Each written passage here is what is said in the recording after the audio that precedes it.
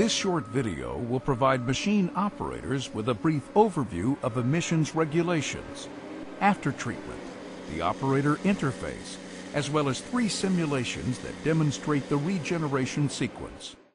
Non-road diesel-powered heavy equipment must meet new emissions regulations being phased in beginning in 2011. These regulations are referred to as Tier 4 Interim in the US and Canada, Stage 3B in the European Union, and Step 4 in Japan.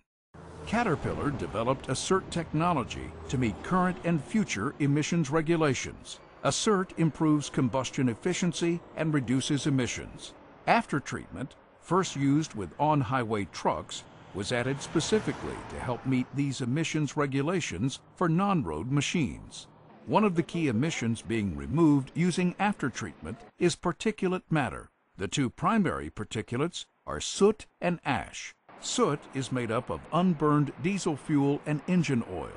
Ash is residue from a variety of engine oil additives that didn't burn. Periodically, the soot must be removed using a process called regeneration. Machines using the CAT C7.1 Assert to C18 Assert engines have a serviceable canister containing 2 aftertreatment devices, a diesel oxidation catalyst, or DOC, and a diesel particulate filter, or DPF. As exhaust streams through the canister, the diesel particulate filter fills with soot deposits and needs periodic regeneration to remove the soot and maintain filtering efficiency. Ash that accumulates in the filter is removed every 5,000 hours using a special service procedure that requires the filter to be removed from the canister. The CAT Clean Emissions Module, or CEM, contains the aftertreatment canister and a combination of other components from the list shown depending on the machine model. In many machine applications, the CEM mounts directly over the engine. Active or high-temperature regeneration used on the CAT C7.1 Assert to the C18 Assert engines requires a supplemental heat source for regeneration. The CAT Regeneration System, or CRS, fits ahead of the DPF canister on the Clean Emissions Module. This device has its own source of combustion air from the turbocharger, diesel fuel from the machine's fuel tank, and spark ignition. During regeneration, exhaust flowing through the CRS is heated, which oxidizes the soot in the diesel particulate filter and converts it into carbon dioxide and water. While operating in automatic regen mode, there is no operator action required to initiate a regeneration cycle. Be sure to check your machine's operation and maintenance manual for the inspection points on the Clean Emissions Module. During your walk-around inspection, the various fittings, connectors, and clamps need to be inspected. There are 3 regeneration settings: automatic, manual, and disable. Automatic mode has 2 programmable options that enable the engine ECM to initiate regeneration. At the low-speed, high-speed setting, low-speed regen occurs when the soot level in the diesel particulate filter is 30% or greater, and the machine meets certain conditions near low idle. Should the soot level reach 60 to 70%, high-speed regeneration occurs while the machine works. If preferred, the ECM program can be changed to low speed only to provide regeneration while at idle and disable the high-speed option. The advantage is that low-speed regen uses less fuel than high-speed regen. Manual mode enables the operator to override auto mode and initiate regeneration using the manual regeneration switch in the cab. This can happen as early as a 15% soot level is reached. Disable mode enables the operator to prevent regeneration from occurring while working around combustible materials or airborne dangers such as gases or dust. However, soot continues to accumulate. Tier 4 Interim Stage 3B machine operators must be able to recognize the various regeneration alert indicators and understand the switches that have been added inside the operator's compartment. These include the soot gauge, alert indicators, action lamp, and multi-level warning system. The soot gauge is a bar graph that slowly moves from left to right, from 0 to 100% as the DPF fills with soot. After regeneration, the soot gauge will reset to 0. The manual disable switch is located in the cab and has two different designs based on machine model. One is a spring-loaded rocker switch that controls two different features. Press and hold the top half of the switch for at least 2 seconds to manually initiate a regeneration cycle. Press and hold the bottom half of the switch for at least 2 seconds to disable regeneration. If neither function is activated, the system remains in automatic mode while the switch is in the center neutral position. The alternate switch design separates the two functions into individual buttons that also must be depressed for 2 seconds. The disable feature is important if the machine might be temporarily working around flammable materials, gases, dust, or similar applications. In these situations, automatic mode should be disabled. Machines that constantly work in these conditions will normally have the automatic mode feature disabled in the ECM or machine software. Whenever a machine's key switch is turned off, the system defaults back to automatic mode. If you had regen disabled, you'll need to press the switch again when you restart the machine. The DPF lamp illuminates when the soot level reaches 90% and above. It alerts the operator that regeneration is required. The Regeneration Disable lamp illuminates any time regeneration has been disabled. Regeneration can be disabled by an operator using the manual disable switch in the cab or by a service technician changing the engine ECM software with CAT-ET. The Regen Active lamp illuminates any time regeneration is taking place. The lamp is activated as soon as regeneration begins and goes out as soon as regeneration ends. Keep in mind that when the lamp is illuminated during regeneration, the exhaust temperature is higher than normal. This visual identifies the various components inside the cab of a CAT M-Series motor grader. The operator interface consists of the gauge cluster, the CAT messenger display with the DPF soot gauge appearing on the left and the regen status appearing on the right. The display we see shows that regen is in auto mode. The manual disable regeneration switch is found on the switch panel located on the right-hand cab post. On the front panel below the instrument cluster are the DPF lamp and Regen Active lamp. The operator interface on CAT hydraulic excavators consists of the liquid crystal display that now includes the various regeneration indicators such as the Regen Active lamp, Regen Disable lamp, and DPF lamp. The DPF soot level appears above the gauges at the top center of the display. On the hydraulic excavator, the bar graph style soot gauge is replaced by a numerical percentage from 0 to 100%. The manual disable regeneration rocker switch is located on the right-hand console. The operator interface in the CAT medium wheel loader operator compartment consists of the Generation 3 instrument cluster, shown on the left. Regeneration indicator lamps are located below the gauges. Regen status can be viewed on the LCD screen. The manual regeneration and disable regeneration buttons are found on the panel located on the right-hand post. In this section, we have 3 different regeneration scenarios using simulated automatic, manual, and disabled modes. All 3 are based on a wheel loader cab mock-up. We'll start by tracing the automatic regeneration sequence. Regeneration status is first set at the factory. However, it can be changed by a Caterpillar service technician. The operator can also disable regeneration or manually initiate regeneration from the cab. While in automatic mode, the engine ECM can initiate regeneration at low speed while the machine is at idle. This occurs anytime the soot level reaches 30% or more and various idle opportunities are met, such as parking brake on, transmission in neutral, and implement down. When the high-speed setting is enabled, regeneration is initiated while the machine works as soon as soot levels reach approximately 60 to 70%. The advantages of low-speed regen are that it takes less time and uses less fuel than high-speed regeneration.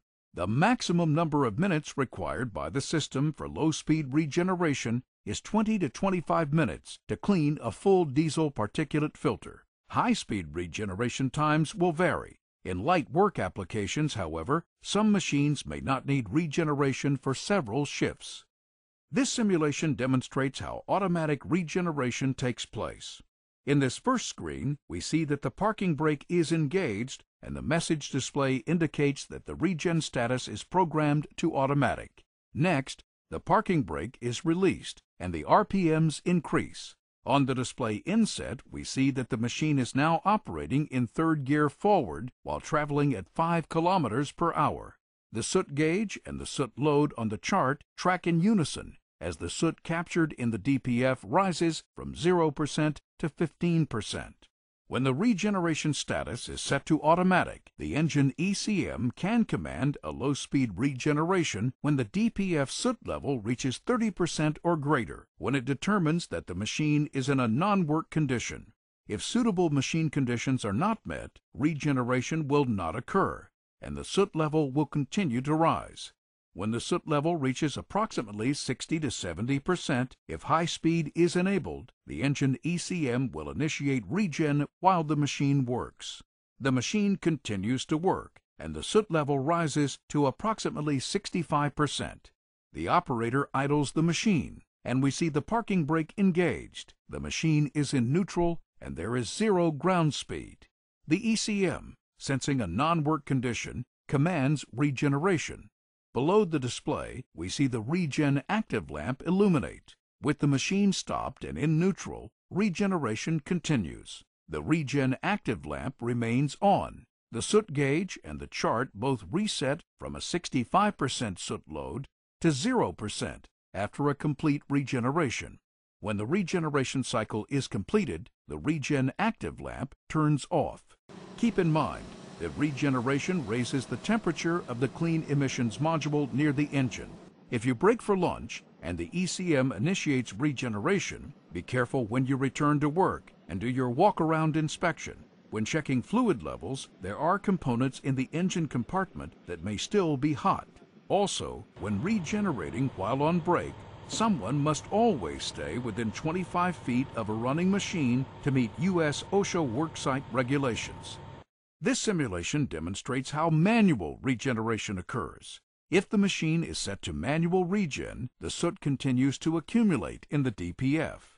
It's important that the operator monitor the soot gauge and indicator lights. At 15%, the operator has the opportunity to manually command a regeneration, if desired, using the manual regeneration switch in the cab. We will now discuss what happens when regen doesn't take place and the soot level increases to 90%. At 90%, the DPF lamp illuminates on the dash to inform the operator that it is time for regeneration at the next available opportunity. In this simulation, the regeneration status is set to manual, the parking brake is off, and the machine is once again working. In our last simulation, we saw regeneration take place at 65%. In manual mode, the DPF will continue to accumulate soot until the operator presses the manual regeneration switch in the cab. Here, we see that the DPF lamp has illuminated. Again, this tells the operator to regenerate at the next possible opportunity. The operator continues to work. The soot continues to increase in the diesel particulate filter, and before it reaches 100%, the operator determines that it is time to regenerate. The operator takes a break and places the machine into a non-work mode. The engine is at idle, the transmission is set to neutral, and the parking brake is engaged. The operator presses the manual regeneration button and holds it for at least 2 seconds. When the regeneration cycle begins, the Regen active lamp illuminates. The soot level in the DPF eventually returns to 0% after a full regeneration has taken place. Regen can be interrupted at any time if the machine returns to work. Let's look at what happens when regeneration is disabled. The operator can disable regeneration using the manual disable switch, number 1, or disable button, number 2, in the cab. The regeneration status will appear as disabled in the display window. Why would we disable regeneration? We disable it if we're working in an application where there is flammable debris such as wood chips or dry forest conditions, or if there are gases, dust, or other risks that we need to avoid. So we disable Regen, and when the machine is in a safe stationary setting, we manually initiate a regen cycle. Similar to manual mode, with Regen disabled, the soot continues to accumulate in the diesel particulate filter until we initiate regeneration. As operators, we have to pay attention to our warning signs. Whenever the soot gauge reaches 100%, the red action lamp begins flashing continuously, telling the operator to regenerate immediately.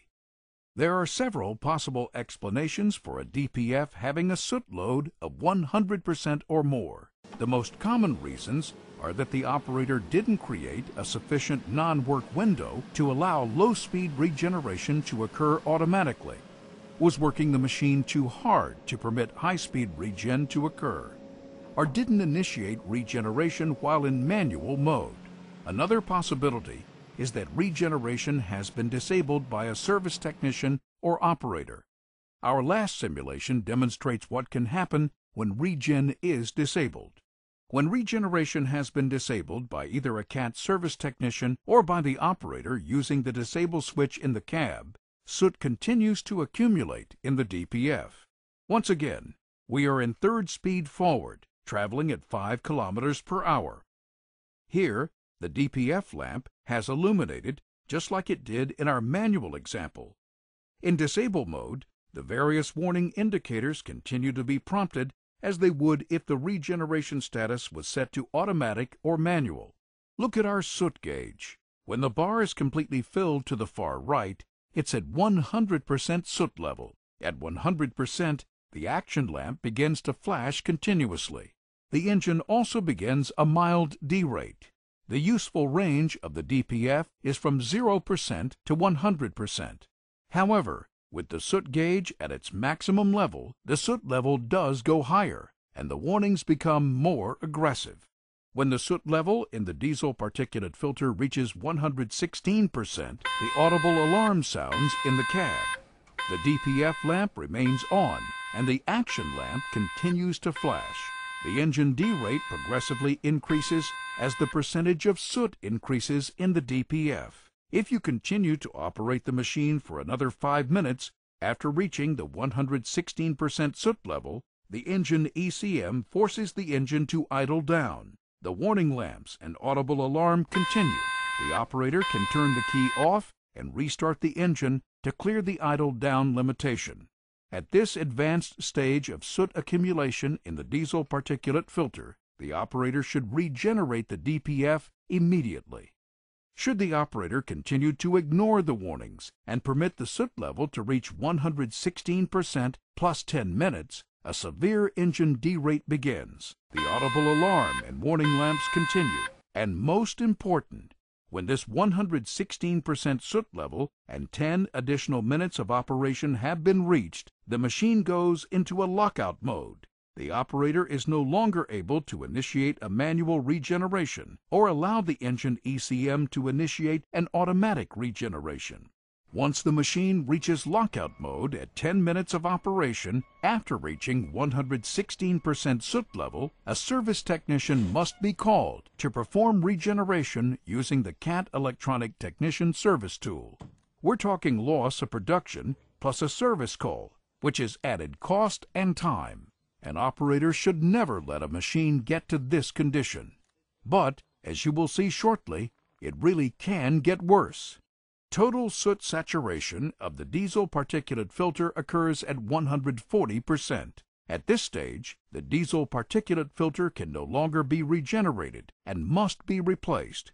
Performance is also greatly curtailed, and it may take you extra effort just to move the machine to a suitable spot for servicing. At 140%, the engine ECM will first force the engine to operate at low idle, followed by immediately commanding the engine to shut down. The operator can restart the engine and run the machine for an additional 30 seconds at a time to reach a suitable area to safely park the machine. You can use this key-off, key-on restart method indefinitely. but you only get 30 seconds runtime with each restart, and the engine speed is limited to the low idle setting. Basically, the system lets you limp the machine to a safe state. After each 30-second runtime, the machine shuts down and must be restarted with the key. Delayed engine shutdown is a cool-down sequence that idles the engine for 5 minutes to protect components inside the engine compartment. This feature should only be disabled in emergencies when immediate engine shutdown is required. When enabled, the delayed shutdown sequence will occur automatically at key off, and an icon, shown here, will illuminate on the instrument panel. The 4-position key start switch was developed to provide an emergency stop feature that disables the delayed engine shutdown feature. It is intended for emergency use only. To initiate an emergency shutdown, the operator moves the key counterclockwise from the on position past the detent at the off position to the new emergency off position at the far left. This 4th position is spring-loaded, requiring the operator to hold the key in the emergency off position until the engine has fully shut down. Releasing the key returns it to the standard off position where it can be removed from the switch. On Tier 4 motor graders and articulated trucks, an electric fan with the delayed shutdown feature is used to reduce heat in the engine compartment instead of delayed engine shutdown. These machines continue to use a 3-position switch. When leaving a motor grader or articulated truck, the battery disconnect switch should not be turned off until the fan has run its cool-down cycle. Machines that offer the delayed engine shutdown feature may also offer key-off regeneration. To utilize the key-off regen function, the machine must be in either automatic or manual regen before the key switch is turned off. If the machine is in auto regen before the key is turned off, the engine will continue to run for 15 seconds. The operator must press the manual regen button within the 15-second window to enable the machine to perform a key-off regen cycle. After regen is complete, the delayed engine shutdown timer will begin counting down from 5 minutes to cool the engine compartment and protect the electronics. Be sure to check for any rules or regulations that apply to your work site regarding unattended machines. Someone may need to be assigned to monitor machines as they regenerate. To meet U.S. OSHA worksite regulations, for example, someone must always stay within 25 feet of a running machine. The information contained in this presentation is current as of August 2010. Operators should always check their operation and maintenance manual for detailed guidelines about Tier 4 features on their machines. For further and up-to-date information about Tier 4, refer to the CAT Operator Training website, www.cat.com/training.